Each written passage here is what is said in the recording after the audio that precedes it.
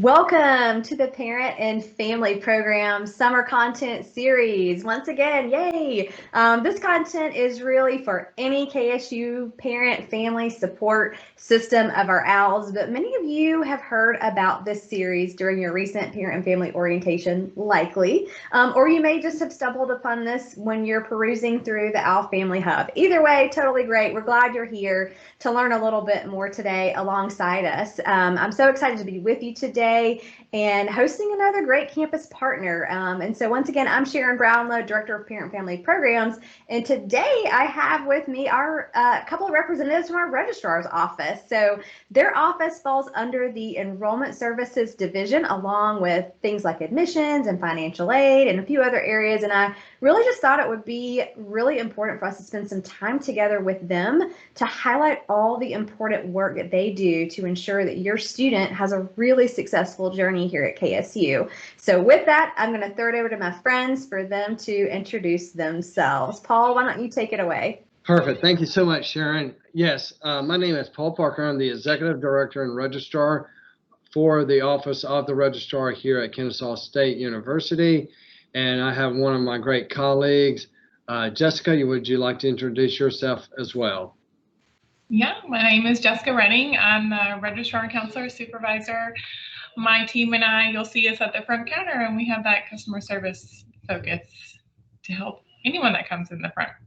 Wonderful. Well, thank you, Paul and Jessica. Thanks for spending time with us, with our families today, helping us just learn a little bit more in-depth knowledge about your department. You guys are always so slammed, so it's just, I feel like it's a true treat to just steal a little bit of your time away. So to start us off, let's just start at the beginning. Give us a good overview of your department and really how you support student success here at Kennesaw State.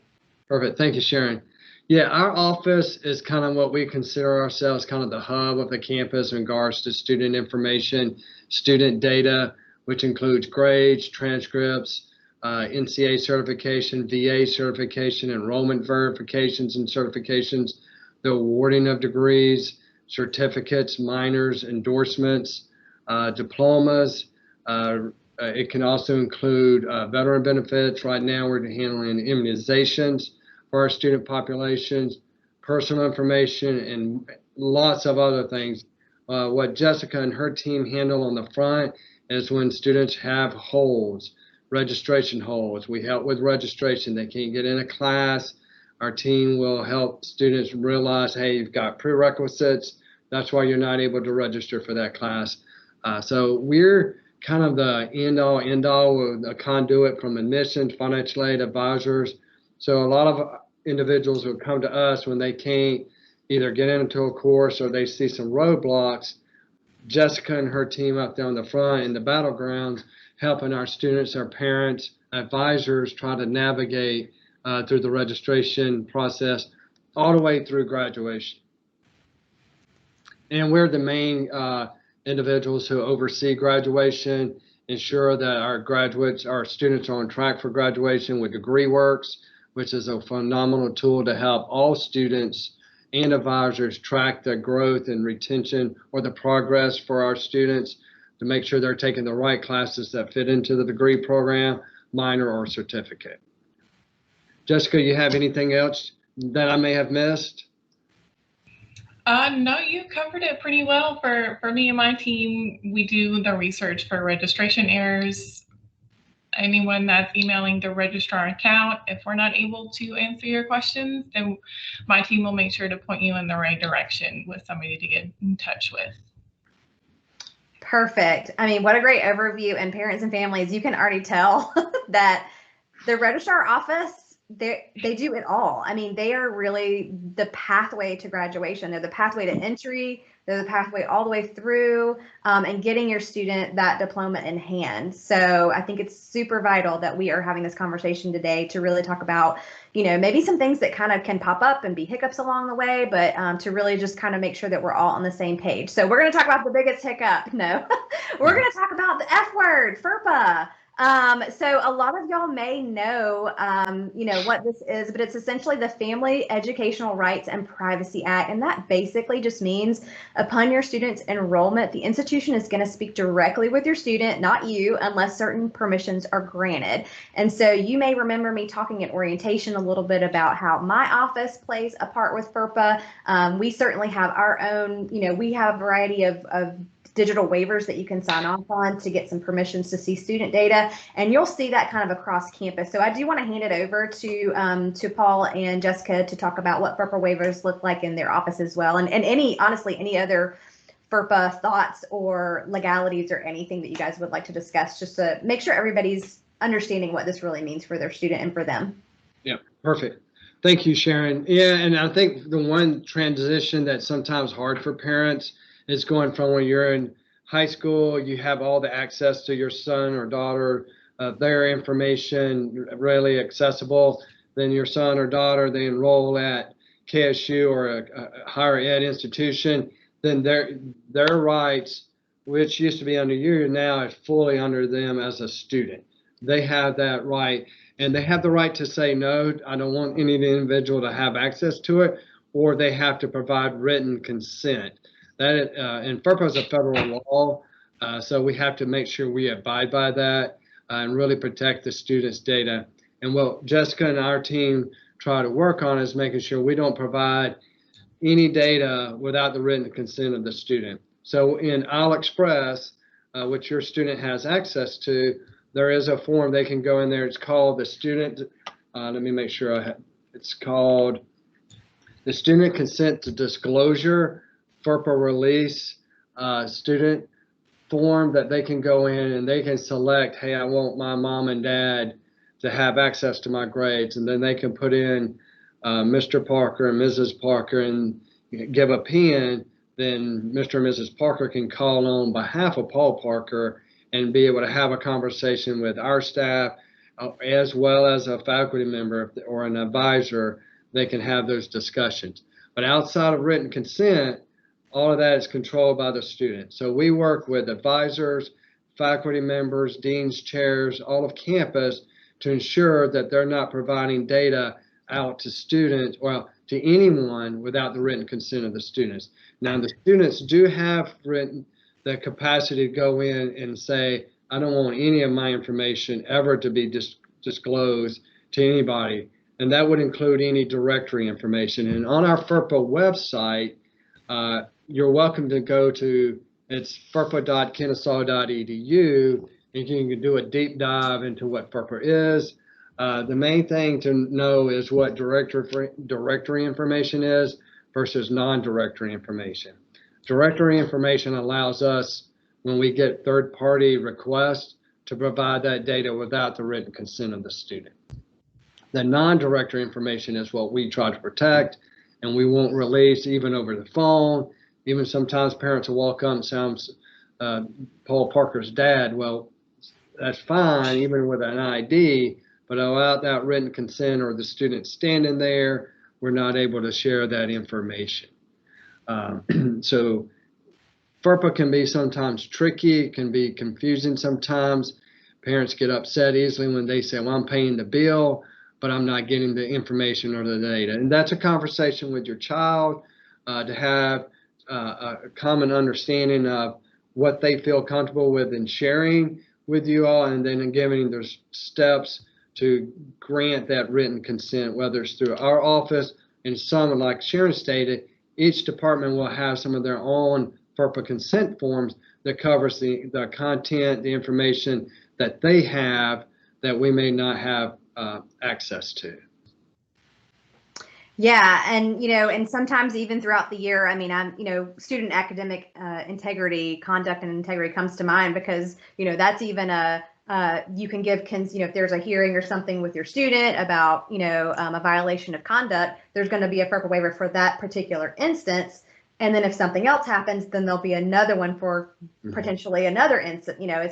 So we really here at KSU kind of abide by the letter of the law when it comes to FERPA for sure, making sure that there's you're not Of course, that would be super easy, right? Like just have one form, sign it off, and there we go. But, you know, we really have to keep in mind the students, you know, their rights and legality and all of that, because at the end of the day, we are here for student success, and a part of that sometimes is their data protection, right? So we want to be good stewards of that for them. So we do have ways, but they do have to give that consent in a variety of offices. So cool. Well, thank you for that great explanation and kind of you're welcome. And all of that. So we're going to move on, and we're going to talk about, you know, some things about new students. So let's zoom in a little, discuss some of the aspects of what our new students may need from your office. So many of our new students right now are attending orientations this summer, where they're, you know, registering for their fall term classes, and at the end of the orientation session, you know, that's what they're doing. They're excited about that. They're figuring out what their classes are going to look like. So let's begin there, talking through about really how does course registration and maybe holds intersect with your office. Jessica, you want to start off with that, since you deal with that, a lot of that on the front counter? Yes. So the orientation piece, my team plays a huge part in assisting with just building the platform of what they're going to talk about at orientation. Biggest thing is going to be navigating the AliExpress platform. It's going to be understanding where you can view the prerequisites for classes when you encounter a registration error. They also will go over the class schedule builder at orientation, which will help students create a schedule that works best for their day-to-day. If they have a job after work, they can put that break time in using the class schedule builder. And then at orientation, of course, they also meet with their academic advisors. Another big piece with orientation is they will provide at the end of the orientation session a cheat sheet for registration errors, registration holds. So if your student does encounter a registration error, they can quickly look through the list of what's listed and how to resolve the registration error. Registration holds, they are department specific. So if a student encounters an admissions hold, whether that be for a transcript, they'll want to speak to the admissions counselors. On our side, it's typically immunizations. So you want to make sure to get immunizations in before you attend your orientation sessions. But yeah, I mean, with at orientation, they will, the OWL leaders are fully prepared to help answer any questions when it comes to how to navigate what they're seeing, and as well as the advising team. They're there to help give them a schedule of what is just a good set standard for incoming new students on what they can register for that's popular across the board. Yeah, and it's probably important to note too that, you know, it's not a bad thing if there's a hold on their account. It just means like, hey, we've got to straighten something out, and just to make sure that, you know, we progress in the most efficient way forward. Would you concur with that? Yes, because it's something that can be handled typically really pretty quick, especially on our side in the registrar's office. It's usually always going to be just requiring your immunizations, because if a student is living on campus, we do require that vaccine history. And then any other representatives from other departments are there to help quickly resolve holds. Yeah, and I would recommend that all parents and students go to the student's KSU email account, because information related to the hold will go to that account, telling them, hey, you have a hold, here's what you need to do to have the hold ended or removed or to be satisfied, so that then you have that dialogue and communication as needed to reach out to whoever placed a hold on the account and start getting the information needed to have the hold satisfied. The key thing to remember is holds are not there to be a hindrance. It's really more to help ensure compliance with sometimes USD requirements, advising to ensure students are registering for the right courses, so they're going to meet the requirements needed. We put holds on in regards to VA benefits sometimes, or we need information, whether it's an updated mailing address, telephone number, to ensure that we're able to communicate appropriately to our students and or parents. Yeah, I mean, I think at the end of the day, it just, with such a, getting a degree is a journey, and we've got to make sure that we're always on the right path forward. So I think exactly to your point, like if you've got a little thing on there, we just take care of it so that we can keep moving forward in the right direction. So so many layers going into getting our new students completely ready for fall, on the right path with their courses. So let's maybe talk a little bit about some tools that are housed within your office that keep our students on track with their academic progress. Let's talk a little bit about maybe AlExpress and make sure everybody's up to speed on really what that is, what it means. And then let's go into DegreeWorks after that, because, really families, you may be already a little bit familiar with AlExpress, since this is something that students, they begin using immediately. But let's talk about, just a quick synopsis of it, and what is the importance of AlExpress for our students? AlExpress is what is the student side, facing side of all the data that's located in what we call Banner, which is our student information system. So everything that goes into Banner, we see in a different format, but Banner also feeds into what is the student information services AlExpress side for the student and advisors. And what that does is put all that data into a format that's easily understandable. So that could be registration, transcripts, GPA. There's a whole advising tab. You can see the student can see the classes they've registered for the term, but there's also the student services tab for financial aid. They can see what they owe, what they paid. So it gives them that information on the forward-facing side that's easily translatable, and to understand what information's in there, what may be missing, and what they need to do, especially in regards to financial aid, and understanding what financial aid is, what they're registered for, and their balance, and understanding then what they need to pay by the payment deadline. Jessica, do you have anything else to add in regards to AlExpress? No, I mean, AlExpress is just the official place for students to review their registration. So if they ever have any questions about their class schedule and if they've actually registered for a class, then they want to be checking AlExpress. I know a lot of students get confused about classes in their D2L portal. That is not going to be the official location for their schedule. And that's a good point.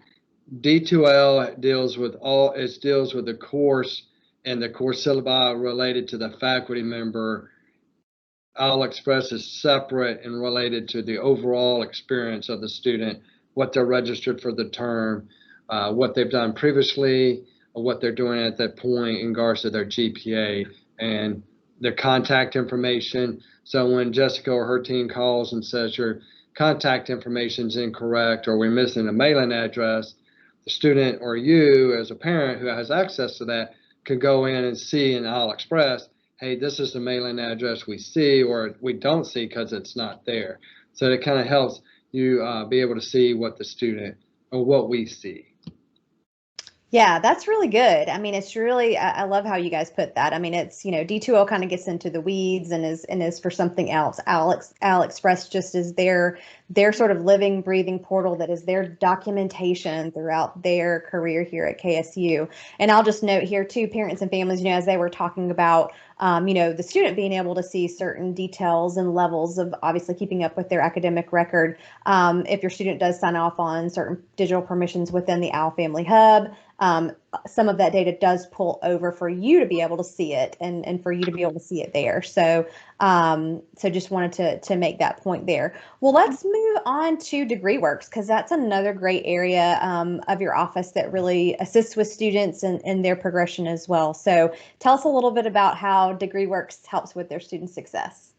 Yes, DegreeWorks is the official auditing software for KSU. It's another Ellucian product, which the data from Banner feeds into DegreeWorks. So every time students register for courses, it goes through Banner, but then feeds into degree work. So it's real time. So students can go in and see what their major requirements are and then how their courses they've completed fit into each of the areas that are required. You've got your 42 credit hours for Gen Ed, then you have your remaining areas for your upper division, major, lower division, electives. You have a minor. It tells you and shows you where those courses are going to fit. If it fits into unused, that means that course is not degree applicable. It's not going to count in your minor or the student's minor or their degree. And so the question would need to be, why am I taking that course if it's not going to fit up into the audit? And those are conversations to have with an advisor.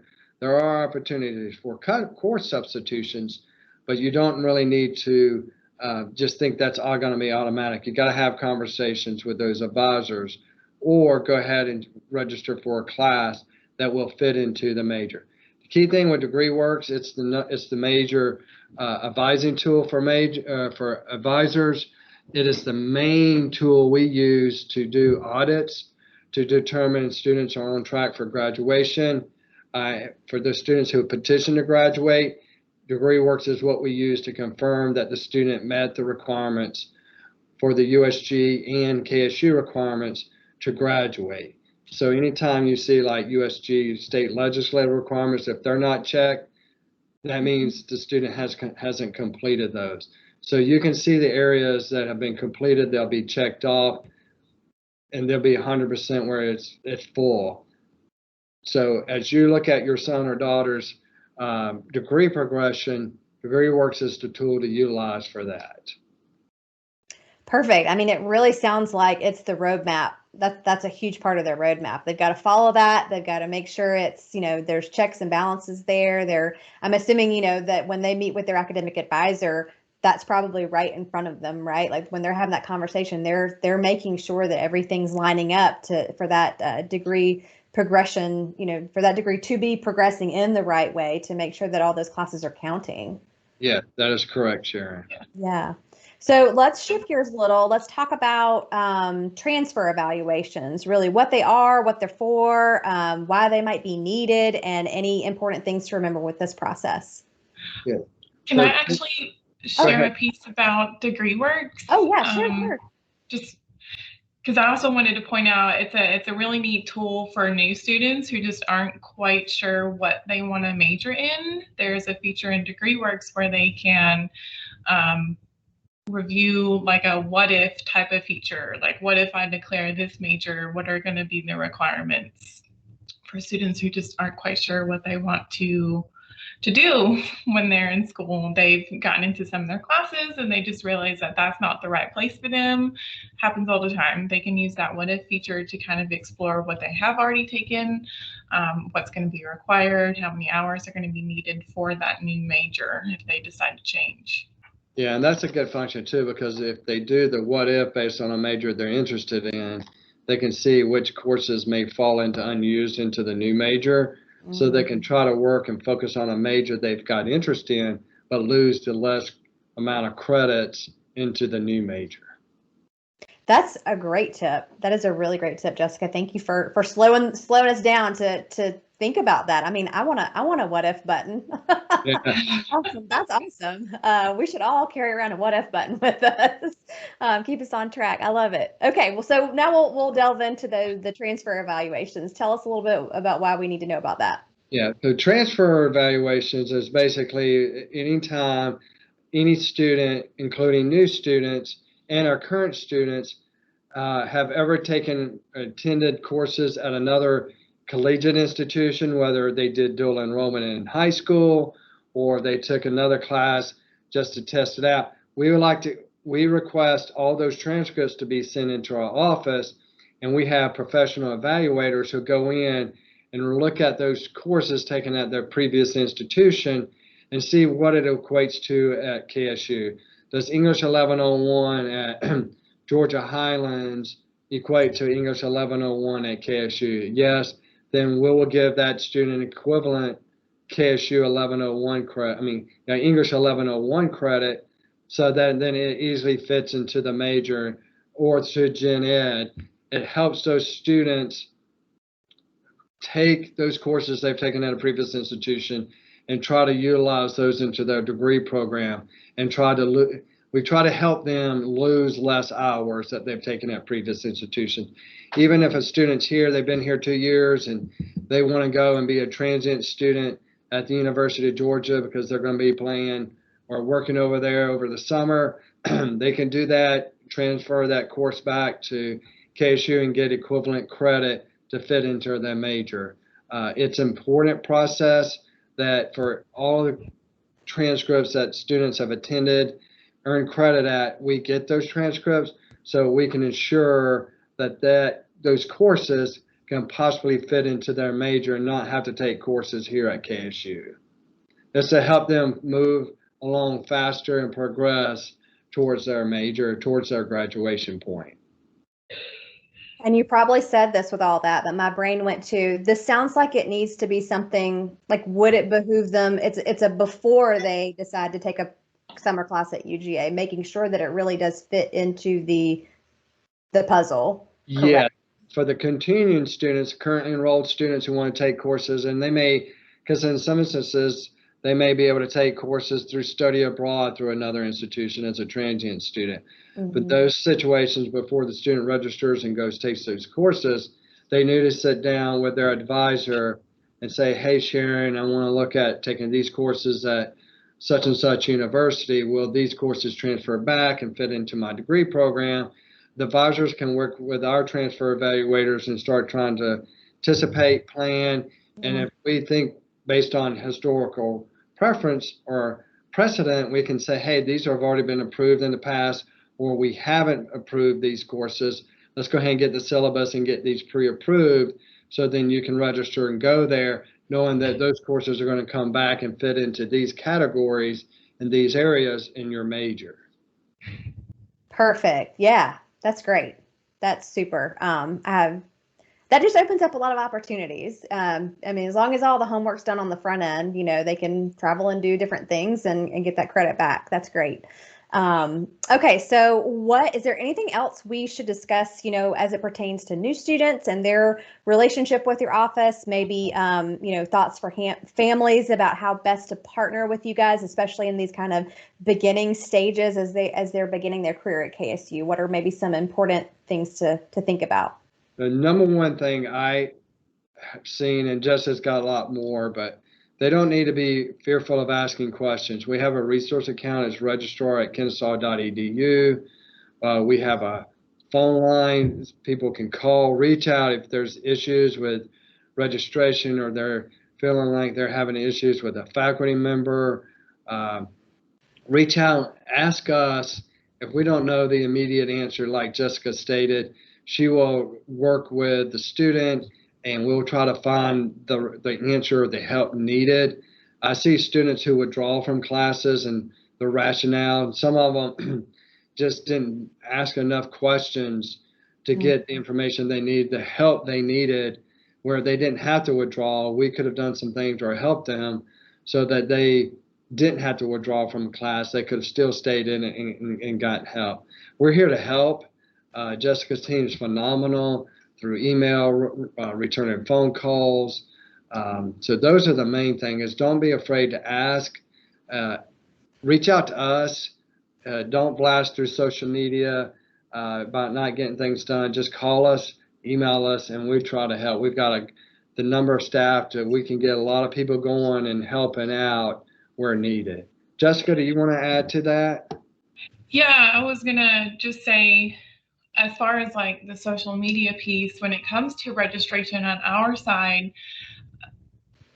reaching out to us, we want to make sure you're getting the right information. Like, we want to point you and make sure that you're understanding completely why you may be encountering a registration error, or how to send us your transcripts.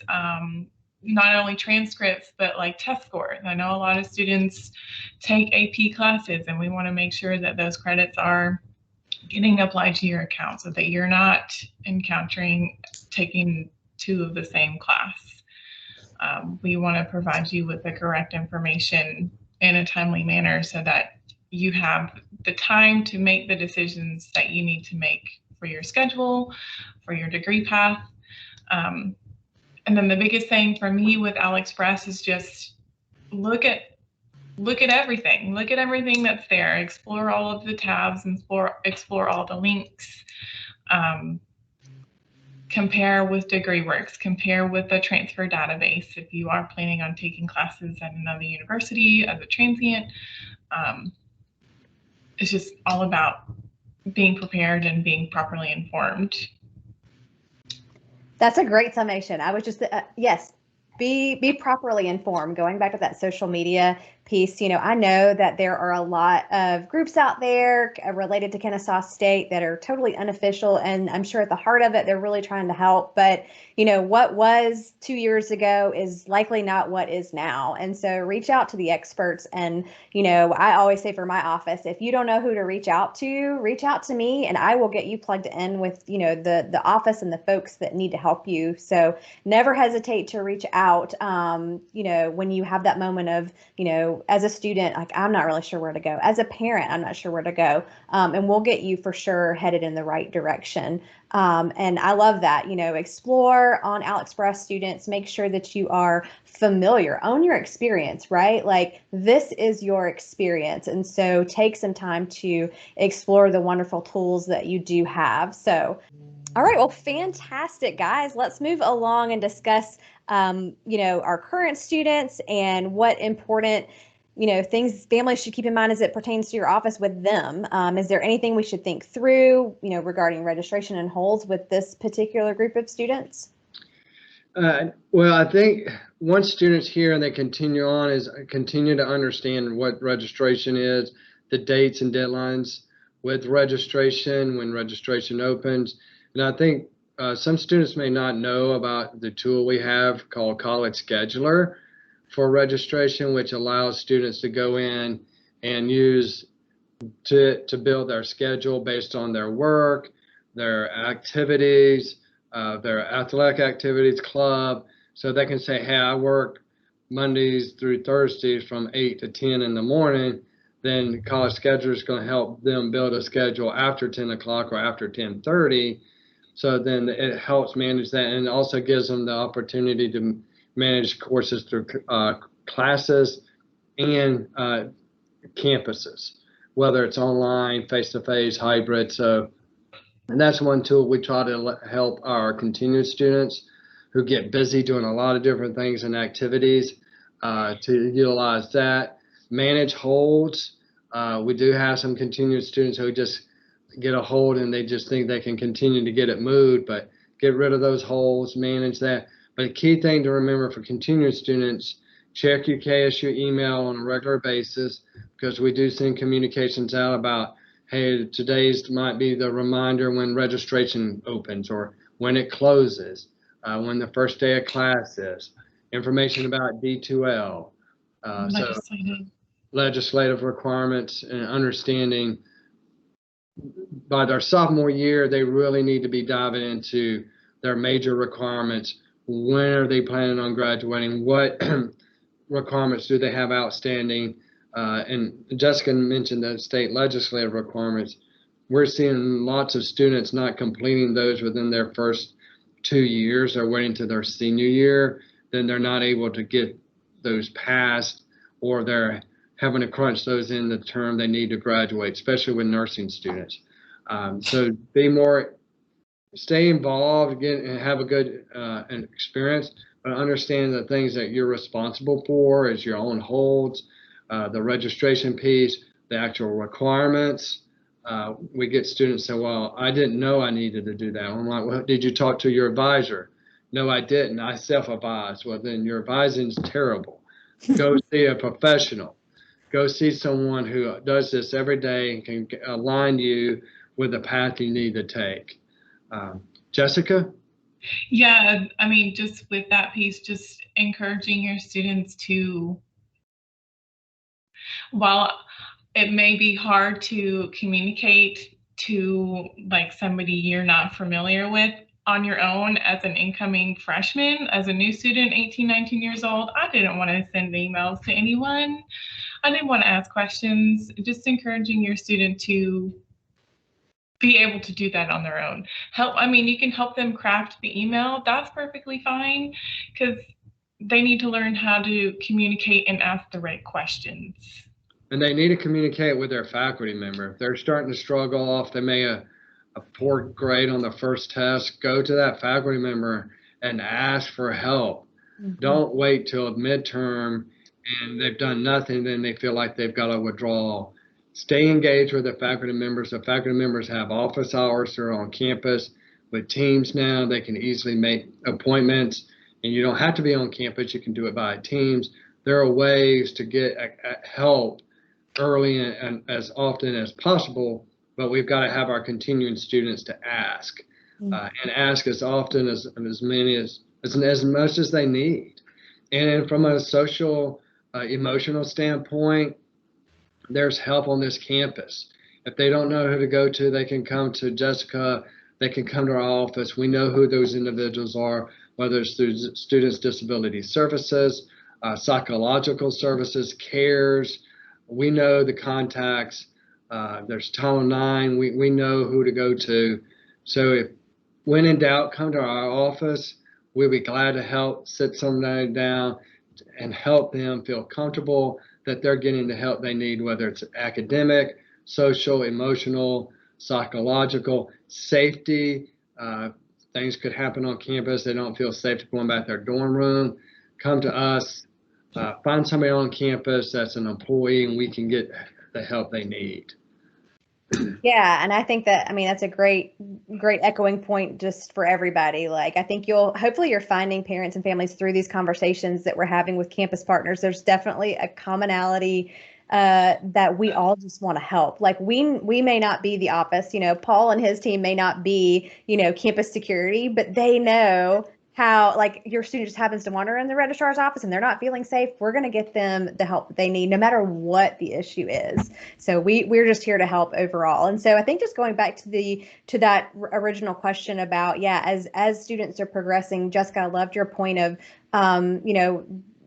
how, as a family member, can I help with this process? Well, your student, whether they're a first year, they may be a junior, and they just don't know exactly how to articulate that email that gets them where they need to go and what they need to know. And I think we're finding that a lot. We're finding that, our students are incredibly intelligent, but sometimes these, we always talk about soft skills, like help your student craft that email. Don't send it for them, but give them a few little nudges on how to do that. And then they're going to get it. They're going to know how to set up that doctor's appointment. They're going to know how to set up that appointment with their academic advisor and all the things that they do. This is absolutely a learning laboratory. We're all here to help with that process, but we need them to take a few of those steps with your nudging and with your guidance and with your help. So I do want to actually ask, remind me, you guys, I know that there are some first year academic holds that happen. So they've got a hold is placed. They've got that nudges them to go meet with their academic advisor.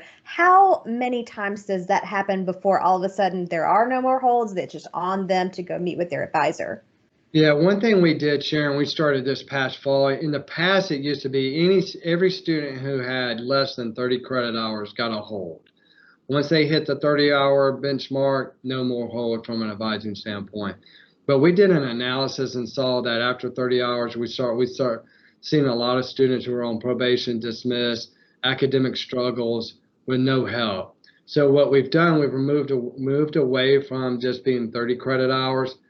Yes, we do add holds to those students with under 30 credit hours, but we also are adding holds to students who are on probation, any level of probation, who were dismissed and are coming back.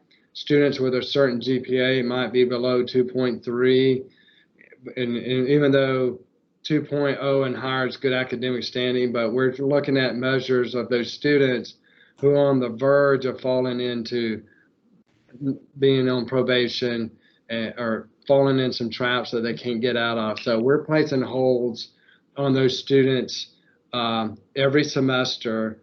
At the end of drop out of every fall and spring, to drive them to go see an advisor, to sit down and work on an academic recovery plan, or a plan that can get them to where they need to be at for graduation. And some of these students don't understand, I want to be business or sports management, but they're gated programs, or nursing, Bagwell, educators.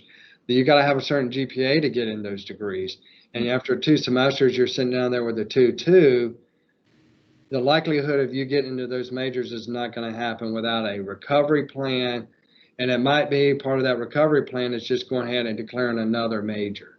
The one thing I would tell continuing students, even if you don't have a advisor hold, find time to know who your advisor is and go see them and talk to them. It doesn't have to be every semester, but know as you get closer to graduation, I've hit 90 credit hours. I'm 2 to 3 semesters out from getting my degree. I need to sit down with an advisor and talk to that individual, even if it's once an academic year, to have that academic plan, go over degree works, do that 2-semester plan. And I think you all as parents know in your daily work and your daily lives, you got to have plans to be successful. It's the same way for academics. And we're seeing students who just think, oh, I can do this and I can do this.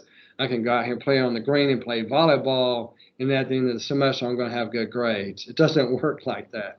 And so they're trying to really have to shift from what they used to do in high school to spend a lot more time preparing and being in class, attending class, doing the work.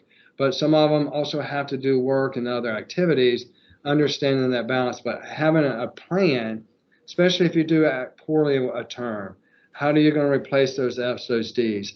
How are you going to get that GPA up? What is your plan to get off of probation? Those are things that we're hoping to try to help students. And yes, sometimes it takes putting an advisor hold on those students to get them to go see an advisor so they get the help they need.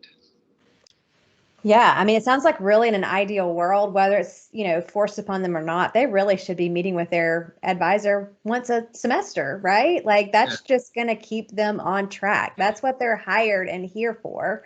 And so taking advantage of the resources that, that they have is really going to keep them on track and getting them across that stage. So let's go to that next point. Let's get them across that stage and let's talk about what, as our current students, as they get closer and closer to graduation, what do they need to keep in mind? I know that there's something called petitioning to graduate. So walk us through what that looks like and kind of how that relates back to your office. Yes, typically about when students hit the 90 credit hour mark, that is kind of where they need to have that conversation with an advisor, look at degree works, see where they're at, ensure that they've met the state legislative requirements, and then knowing that, okay, if I'm going to be 2 semesters out, I can go ahead and petition to graduate for that term that I know I want to graduate fall 21. You can go to the registrar at registrar.kennesaw.edu website, and you'll see the petition to graduation deadline, understanding when those deadlines are, and knowing when. We always send out emails to those students who are eligible to petition. So understand managing your email account, understand, hey, I got that, go ahead and submit that petition. Because here's what the petition does. When my staff gets the petition saying that Sharon Brownlow is petitioning to graduate fall 21, that goes into a process in which my auditors will then go in, pull up Sharon or your student's information and start in DegreeWorks and start doing an initial audit. And then they will then email the student back and say, you're on track to do for graduation, or you're missing these 2 courses. Contact your advisor to ensure you get these courses registered prior to the end of the term and completing those requirements. And we do have students who don't ever petition to graduate. We have to petition for them. And so that means they may not be able to, they don't graduate sooner than they could have because they never petitioned to graduate. So those are things that we're trying to do now, is to help students graduate faster and on time. But some of the work is on the onus of the student. Jessica, you have anything to add from your end?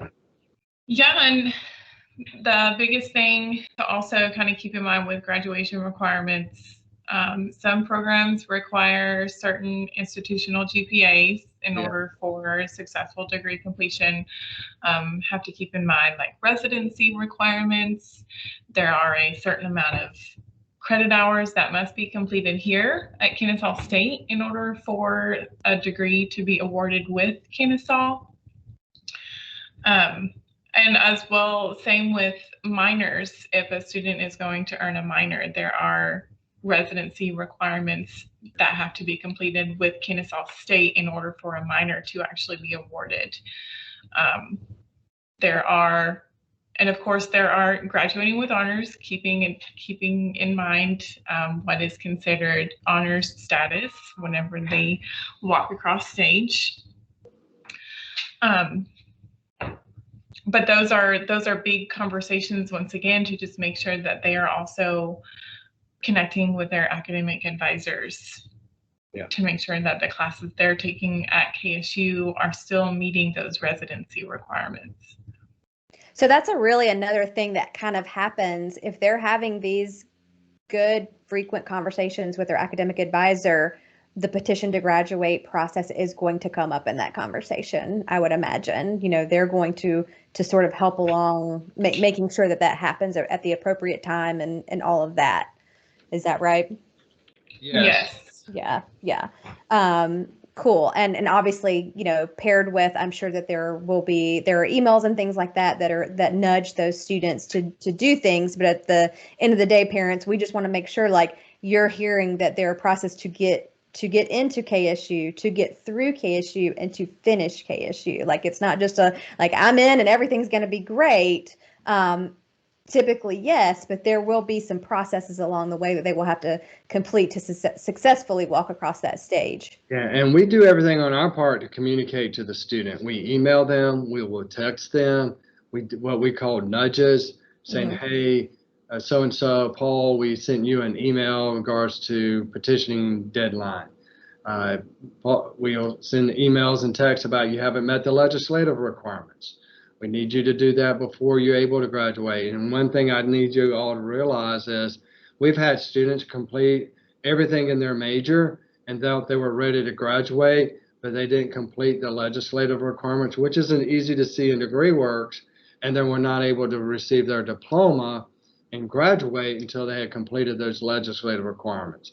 But then they said they didn't know, but we sent them emails, it was in degree works, we sent them text messages.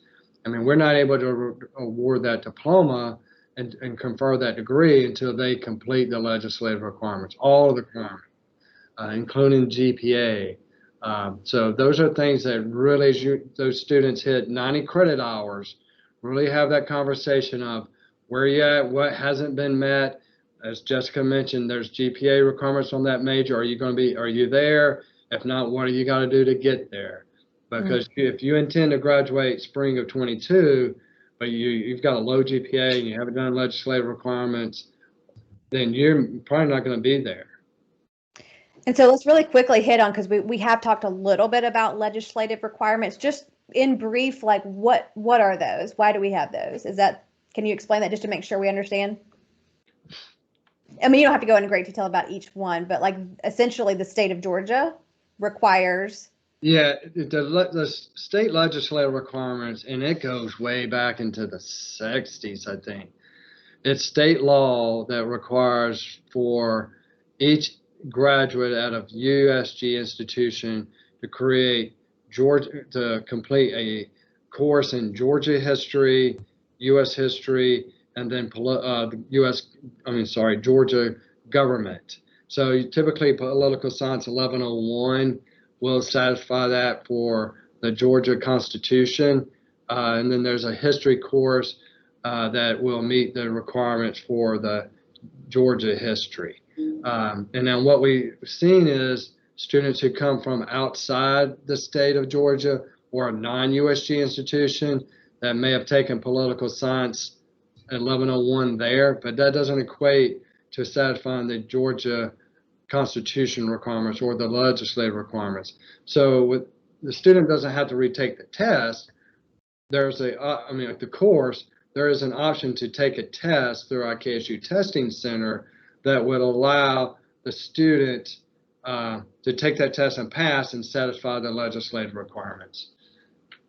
Okay, perfect. Yeah, that's really helpful. I think we just kind of had tossed around that term a few times, and I just wanted to make sure that we kind of broke that down a little bit to make sure everybody's on the same page about really kind of what that is. So that's okay. So are transfer evaluations something to think about as a current student? I'm sure that comes up maybe from time to time. Students transferring in and out of KSU, and your office handles all of that. Is that right?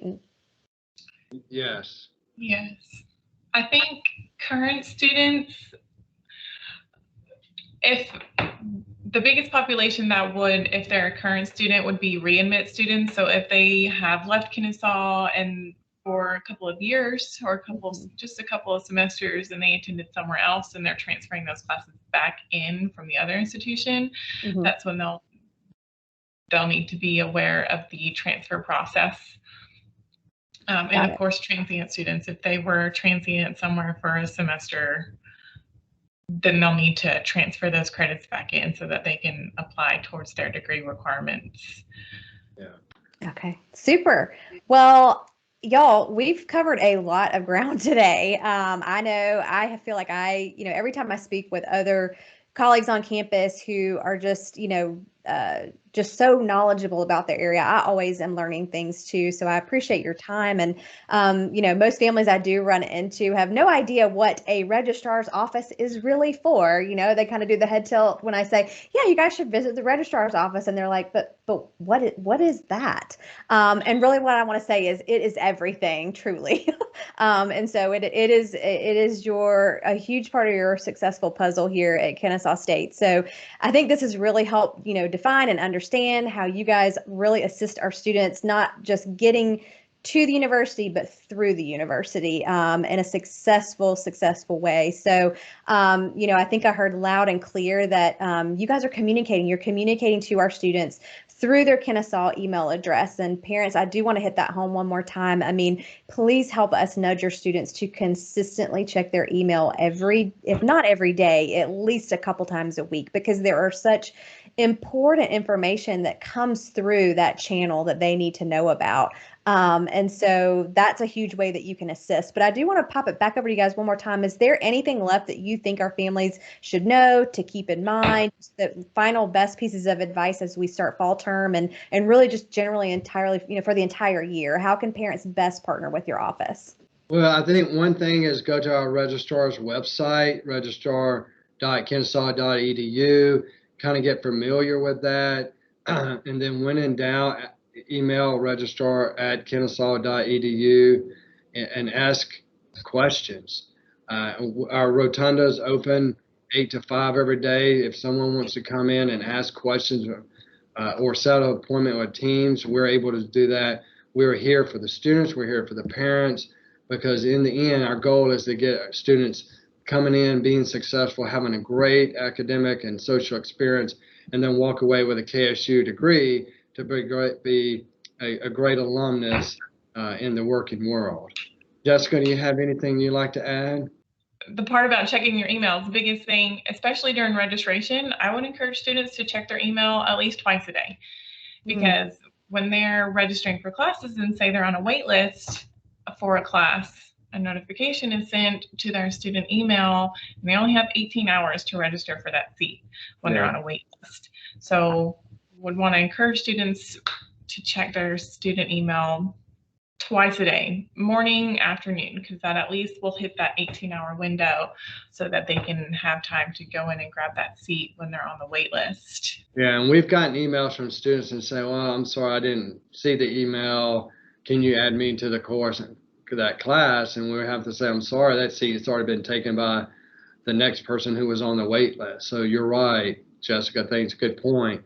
Make sure your student, your son or daughter, is checking their email during registration to look for if they're on the wait list. When that seat becomes open, they know to go out and grab that seat if they choose and still want that seat. That's great. That's great advice, you guys. And all this was so helpful. I just thank you both so much for your time. I think you've already mentioned it. The best way to contact is your website, registrar.kennesaw.edu, or your email, registrar@kennesaw.edu. We'll make sure, because when we post this, we are going to put contact information below this video. So we'll put that in there too, Jessica. That's a great highlight. We'll put a little highlight reel there so that if you didn't make it to all the way to the end of the video, which you should, and I'm going to highly encourage everybody to watch this video in full. Those are some really great tidbits that we'll put there. And just keeping in mind too, families, you can comment below the video with an additional question that you have. This is meant to be informative, but also continually engaging. If we haven't answered a question that you have specifically that you were thinking we might hit on in this video, then comment below.